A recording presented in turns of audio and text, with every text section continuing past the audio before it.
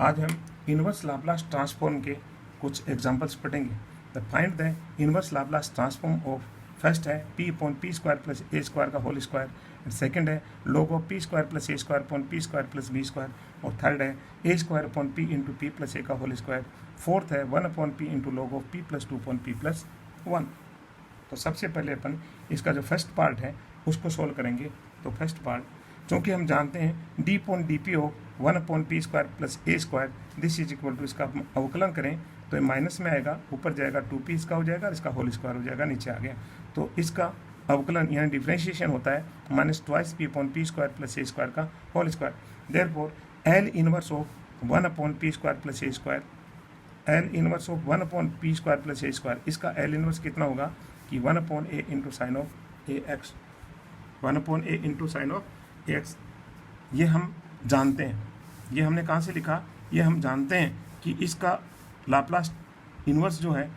Inverse Laplace transform of 1 upon P square plus A square का 1 upon ए sine x होता है, और इसका डिफ्रेंशिएशन ये होता है। ये दो चीज़ें जो दे रखा था उसके हिसाब से हमने लिखी हैं। Therefore by the theorem of inverse Laplace transform of derivatives के लिए जो इनवर्स लाप्लास ट्रांसफॉर्म की थ्योरम दे रखी है, वी हैव दिस कि इसका जो लाप्लास इनवर्स ट्रांसफॉर्म हमारे को देखना है, L inverse of minus twice P upon P square plus A square this is equal to L inverse of, इसका किसका डिफ्रेंशिएशन है उसका, इसके बराबर है ये, इसलिए इसकी जगह हमने ये लिख दिया, इसकी जगह ये लिख दिया। और इसका हम जानते हैं कितना होता है, minus x upon A into sign A x होता है। ये हम जो थ्योरम हमने पहले पढ़ी है inverse Laplace transform of derivatives की, उससे हमने इसका मान पुट कर दिया। अब ये मान आ गया इसके लिए,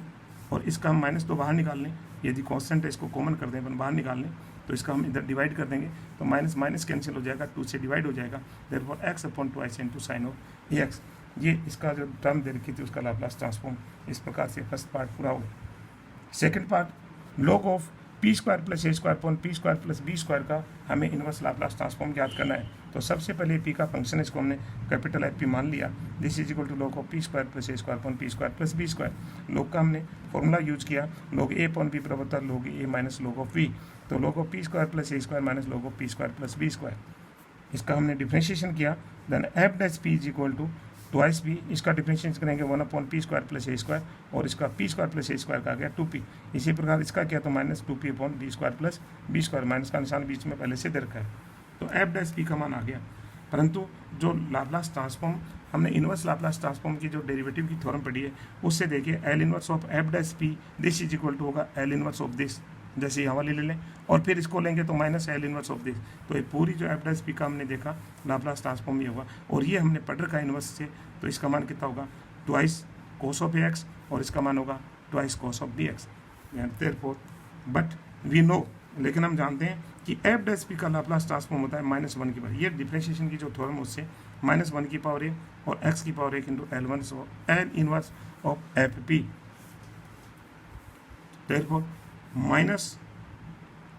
इसको हम इधर ले आए एल इनवर्स की तरफ, एफ डैश पी की तरफ, इसको इधर लाएंगे तो माइनस का निशान इधर आ गया, और एक्स इधर आएगा तो -1 पावर हो जाएगी। L inverse of F dash P this is equal to L inverse of F P. ये देखिए L inverse of F dash P हमने ऊपर लिख रखा है, जिसका मान निकाल लिया, तो इसके मान को हमने यहाँ निकाल करके पुट कर दिया, और राइट हैंड साइड में आ गया L inverse of F P. F P हमारे पास जो दे रखी थी वही है function log of P square plus A square upon P square plus B square, और इसलिए L inverse of log of P square plus A square upon P square plus B square this is equal to हो गया 2 upon X minus 2 upon X into cos of A X minus cos of B x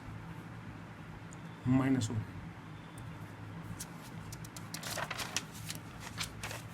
चलिए third part देखते हैं।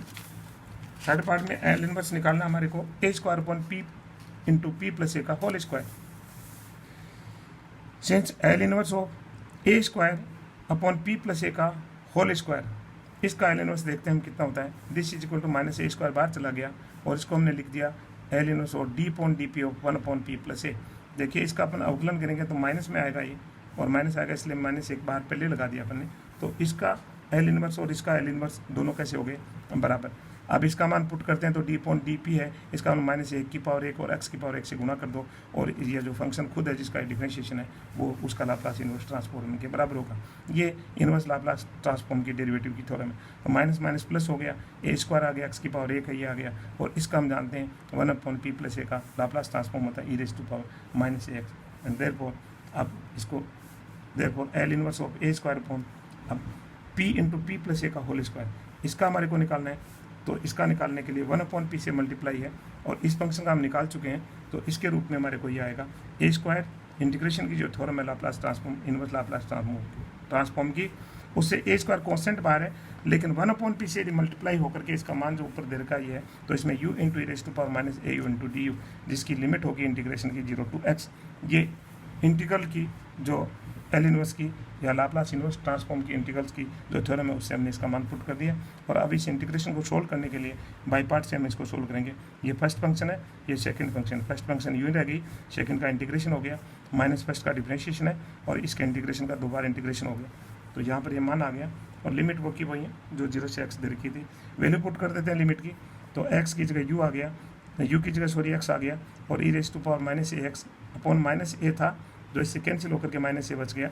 और यहाँ पर देखिए ये माइनस है तो माइनस का निशान है, और a² से a² कैंसिल हो गया, लिमिट पुट करेंगे x, तो ये आ जाएगा e⁻−ax। परंतु जब 0 रखेंगे तो इसमें चूंकि u की जगह 0 रखें 0 हो जाएगा, लेकिन यहाँ जब 0 रखेंगे तो 1 हो जाएगा, परंतु माइनस का निशान है ये, तो ये जब इसका रखेंगे तो लिमिट का माइनस आएगा, इसलिए माइनस माइनस प्लस हो जाएगा, a² कैंसिल हो जाएगा, इसका मान 1 हो जाएगा, तो +1।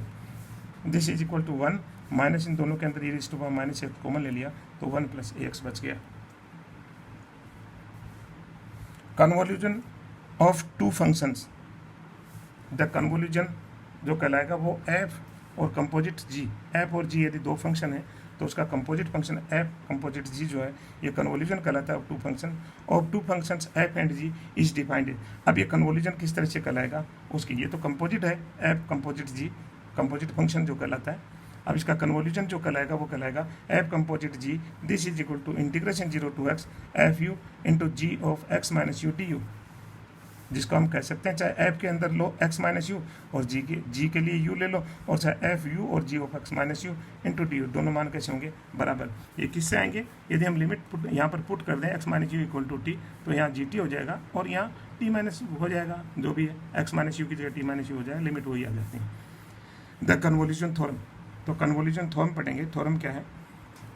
Late f(x) and gx be two functions of class A and let L inverse of capital Fp this is equal to small fx and L inverse of Gp this is equal to small gx, then L inverse of Fp into Gp this is equal to 0 to x in Fu g of x - u du, that is f composite gx जो composite function थी उसके बराबर आएगा। यहाँ दोनों के Laplace transform का multiplication करके और उसका एल इनवर्स निकालें तो ये कह रहा है कि एफ कंपोजिट जी के बराबर आएगा, और इसका मान होगा इस इंटीग्रेशन के बराबर, क्योंकि इसकी वैल्यू हमने ऊपर ये डिफाइन कर रखी है कन्वोल्यूशन की। तो अब हम मान लेते हैं लेट h(x) इक्वल टू एक नया फंक्शन माना हमने 0 to x fu g of x - u du, ये जो कंपोजिट फंक्शन हमारे पास f कंपोजिट g है इसको हमने h फंक्शन मान लिया, then h(x) this is equal to this, एक बार मान लिया हमने, आगे बढ़ते हैं। Then Laplace transform of h(x) this is equal to, Laplace transform करेंगे तो लाप्लास ट्रांसफॉर्म आएगा ये कि e⁻−px इंटीग्रेशन लिमिट 0 to ∞ और h(x) और dx, h(x) की जगह जिसको हमने h(x) माना है उसकी वैल्यू पुट कर दी। Changing the order of this integration, ये जो इंटीग्रेशन दे रखा है इसका ऑर्डर चेंज करेंगे। तो देखिए पहले ये x है और ये क्या है u, तो u को पहले सॉल्व करेंगे तो ये x की लिमिट इधर है, u की लिमिट इधर है, x की लिमिट है 0 to ∞ और u की लिमिट है 0 to x। तो चारों जो रेखाएं इनको खींचा पहले अपने, तो वो क्या आया x इज इक्वल टू 0, ये वाली लाइन आ गई, u बराबर 0 इस पे होगा, और u equal to x 45 degree की जो लाइन बनेगी, और x इक्वल टू इनफाइनाइट, ये इधर आगे चल करके जो भी एरिया है। तो इससे हमारे को पहले एरिया निकालना पड़ेगा दोनों अचर सीमाओं के बीच में, इन दोनों के x इक्वल टू 0 से x इक्वल टू ∞ के बीच में, और u इक्वल टू 0 से u इक्वल टू x तक ये अपना एरिया है। तो u इक्वल टू 0 इस पर है और u इक्वल टू x तक का एरिया है, और x इक्वल टू 0 से x इक्वल टू इनफाइनाइट के बीच में, तो ये टोटल एरिया इधर का आ गया। इस एरिया की दोबारा लिमिट लगाने के लिए हमारे को क्या करना पड़ेगा, ये डी एक्स डी यू जो इंटीग्रेशन है इसको हमारे को डी यू डी एक्स करना पड़ेगा, डी यू डी एक्स। अब यू की लिमिट तो अचर रहेंगी, यू की लिमिट इसके अंदर देखिए यू का मिनिमम मान कितना 0, मैक्सिमम मान कितना इनफाइनाइट, तो ये यू की लिमिट है। और एक्स की लिमिट निकालने के लिए एक्स एक्स के अपन पैरेलल चलेंगे इसमें, तो यहाँ से लेकर के इनफाइनाइट तक, तो एक्स इक्वल टू यू से एक्स इक्वल टू इनफाइनाइट, तो यू से इनफाइनाइट ये आ गई। तो ये इंटीग्रेशन का ऑर्डर चेंज हो गया, यहाँ पर ऑर्डर जो था वो था डी एक्स डी यू, और उल्टा होकर के क्या हो गया डी यू डी एक्स। तो पहले अब इसके अंदर जो हो रहा था इंटीग्रेशन यू का सोल्व हो रहा था, अब कौन सा सोल्व होगा, पहले डी एक्स का सोल्व होगा। तो ये सोल्व करेंगे और यू वाला जो कॉन्स्टेंट टर्म है इसको अपने बाहर कर दी, इसके बाद में सोल्व करेंगे। पुटिंग इसके अंदर हम पुट करते हैं एक्स माइनस यू बराबर एक बार वी लेते हैं, देन डी एक्स बराबर क्या हो जाएगा डी वी, डी यू बराबर कितना हो जाएगा डी वी। ये देखिए एक्स के सापेक्ष सोल्व करना है, तो डी एक्स बराबर कितना हो गया डी वी। अब यहाँ पर ये एक्स की लिमिट है यू से इन्फिनिटी, तो जब एक्स बराबर यू देंगे तो वी बराबर 0, और जब x बराबर इनफाइनाइट देंगे तो v बराबर इनफाइनाइट, तो इसकी लिमिट आ जाएगी 0 टू इनफाइनाइट इसी इंटीग्रेशन की। ऊपर देखिए यहाँ पर माइनस पी एक्स है और x की जगह हम लिखेंगे u प्लस वी, तो minus P into U plus V, और यहाँ जी वी और डी वी, और ये बाकी इंटीग्रेशन ही पड़ा है एफ यू डी। ये आगे बढ़ते हैं, इसमें देखिए v के सापेक्ष इंटीग्रेशन है तो u कॉन्स्टेंट है, और u कॉन्स्टेंट है e की पावर माइनस का पी यू, इसमें से बाहर निकल गया इधर आ गया e raise to power minus P U, F U पड़ा है डी यू पड़ा है, और ये बच गया। ये क्या है जी फंक्शन का लाप्लास ट्रांसफॉर्म ही है, इसलिए इसको हमने क्या लिख दिया जी पी। यहाँ इंटीग्रेशन जरूर है, इंटीग्रेशन 0 टू इन्फिनिटी। ये जी फंक्शन जो दे रखी है उसका लाप्लास ट्रांसफॉर्म है, और लाप्लास ट्रांसफॉर्म जी एक्स का कितना है कैपिटल जी पी, इसलिए इसकी जगह हमने कैपिटल जी पी लिख दिया, और ये बाहर आ गया इस इंटीग्रेशन। तो ये क्या है, ये लाप्लास ट्रांसफॉर्म फिर क्या बच गया एफ एक्स फंक्शन का लाप्लास ट्रांसफॉर्म ही है, तो इसलिए एफ एक्स फंक्शन की जगह हमने क्या लिख दिया कैपिटल एफ पी। इसलिए L of Laplace transform of hx this is equal to gp into fp, और therefore hx is equal to आ जाएगा Laplace inverse transform of gp into fp या fp into gp, और इसका मान है integration 0 to x fu into g of x minus u du, this implies this is equal to this, और यही हमें सिद्ध करना था। Thank you.